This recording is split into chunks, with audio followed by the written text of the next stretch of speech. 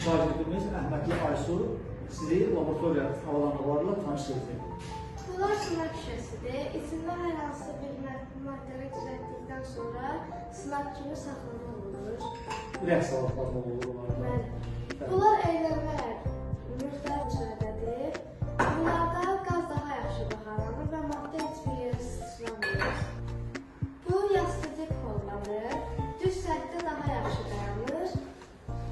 Onun içərisində müəyyən təcrübələr, rəqs salatlarına olur. Bu yumrudur kolları. Burada hər hansı bir maddəni daha yaxşı qaynatmaq üçün istifadə edilir. Yəni forması imkan verir ki, mayeni daha yaxşı qızdırmaq üçün istifadə edək. İstirlər kurusunda da yumrudur kollarda istifadə ediyorlar. Bu menzurka da müxtəlif ölçülərdədir. Burada mayenin həcmi ölçülür.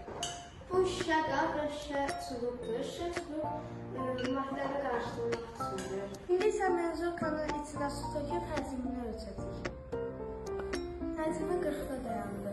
Deməli suyun həcmi 40-dır. Biz sıxlığı ölçmək üçün metal kürəciklərin kütləsini bilməliyik. 45-40-dır. Hal-hazırda menzurkanın içərisində 40 milli maye var. Kürəcikləri menzurkanın içinə daxil edəndə su hara qədər qalxsa, kürəciklərin həcmi də ora qədər.